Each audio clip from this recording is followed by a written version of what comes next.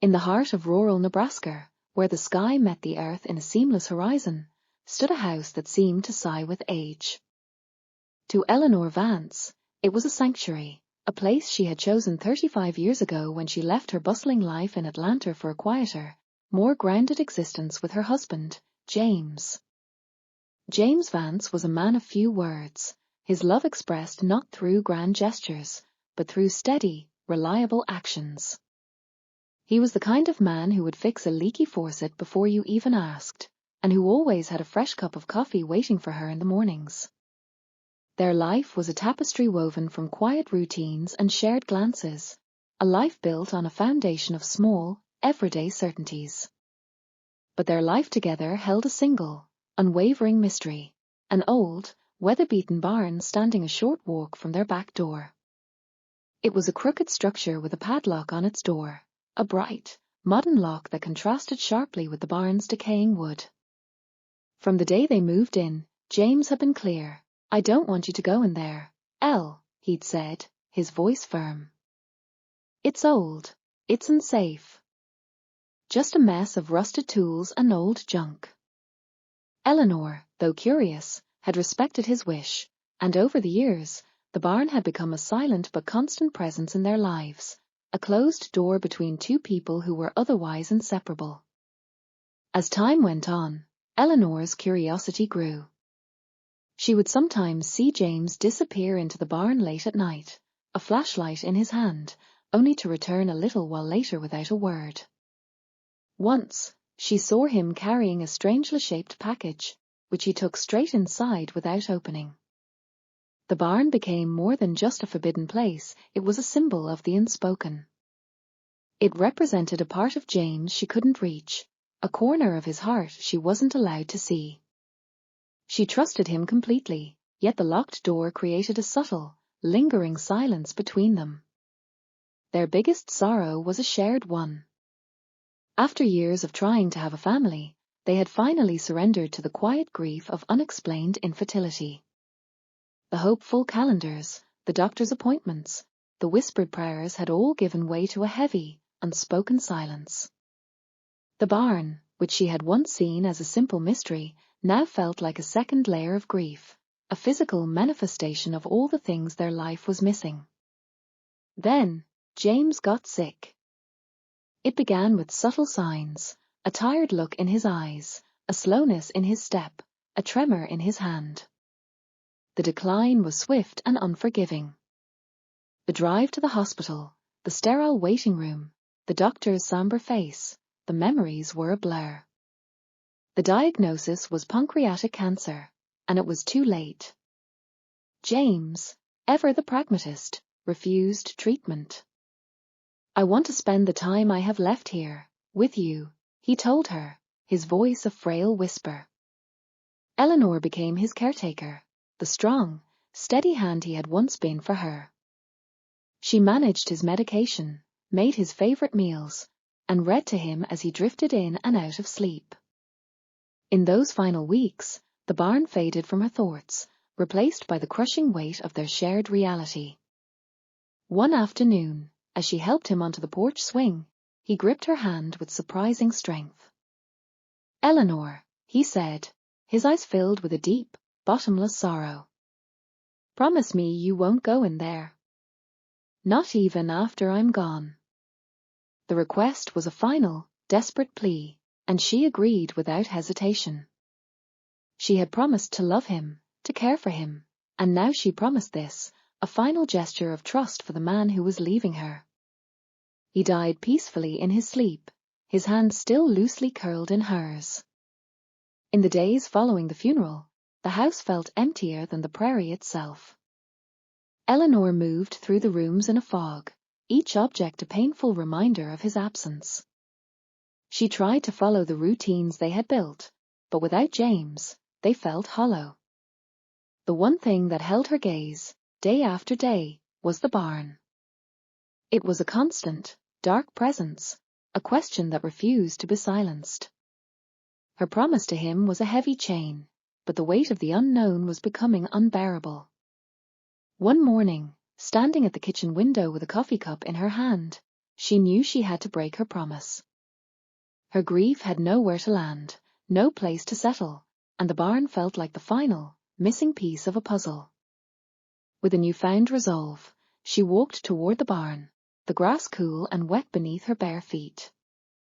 Her hands trembled as she reached into her pocket and pulled out the key she had found in his nightstand drawer. It was a simple, unmarked key, and it felt like holding a live wire. With a quiet click, the latch gave way. Eleanor hesitated for a moment, the wind whispering a final warning, but she pushed the door open anyway. A gust of wind rushed out, carrying with it the scent of dust, wood, and something sweet and faintly familiar. The light that filtered through the cracks in the walls painted thin, dusty stripes across the floor. This wasn't a workshop. There were no oil drums, no rusted tools, no forgotten junk.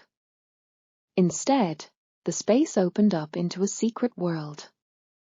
On the far wall, a dozen children's drawings were neatly pinned up, their bright, uneven crown lines showing a family of stick figures holding hands under a lopsided sun. The words scrawled above them made her knees go weak, for Mom and Dad. Our family. Beneath the drawings, a small wooden crib stood silently in the corner, its white paint peeling, a knitted blanket folded neatly inside. A battered teddy bear sat on a bookshelf next to a stack of well-worn children's books, a wooden train set snaking across the floor. It was a nursery. A beautifully, heartbreakingly created nursery for the child they never had. Her eyes fell on a blue spiral-bound notebook on a small table. With trembling hands, she picked it up and opened to the first page. The neat, familiar block letters of his handwriting filled the page, Diary of a Father. For you, my child, if you ever find this. She sank to the floor, the notebook a silent testimony to a world of hope and grief she had never known he carried. He wrote about the crib he had built, nail by nail, about the imagined conversations with his child, about the dreams he had for a family that would never be. He wrote about the quiet joy he found in this secret place and the ache he felt each time he had to leave it behind. One entry, written a few weeks before he died, brought her to her knees. I didn't tell you about this place because I wanted to spare you, he had written, his handwriting shaky and faint. I didn't want you to see that look in your eyes, the one that tells me you think you failed. You didn't. None of this was your fault.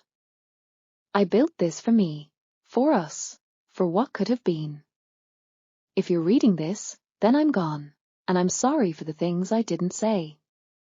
Tears streamed down Eleanor's face, a torrent of grief for the child they never had and for the man who had carried the weight of that loss all on his own. She realized his silence was not a withdrawal, but a form of protection.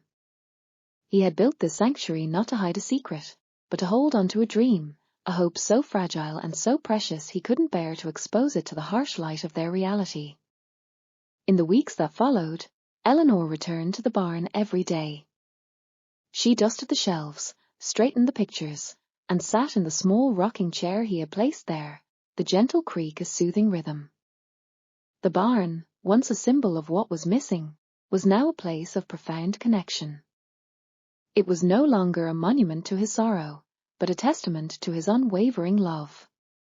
She began to bring her own memories into the space, a faded doll from her childhood, a photograph of her father. This was no longer just his dream, it was theirs. One day, she found a second, smaller notebook tucked behind the crib. It contained only one entry, a note addressed to her. I've always loved you more than I could say, he had written.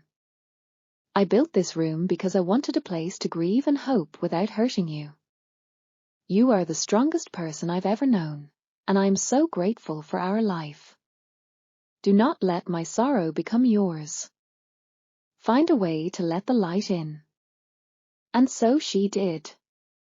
Eleanor began volunteering at the local foster agency, helping with children's story hour at the library, and offering her support to families in need. She wasn't trying to replace what she had lost.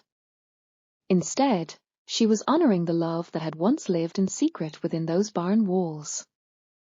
One afternoon, at a puppet show on the town green, a small, barefoot boy climbed into her lap without a word. She held him close, her arms a warm and gentle embrace. In that moment, she wasn't just a grieving widow, she was present. That night, she returned to the barn, sat in the rocking chair, and opened her notebook. She no longer wrote about loss, but about life. You never lived in this house, she wrote, her pen steady and sure. But you lived in him, and now you live in me. You were loved. You are loved. That makes you real. The barn held its silence, but the silence was no longer empty. It was full of stories, of love, of a quiet, enduring promise. The world was still full of light, and she was ready to step back into it.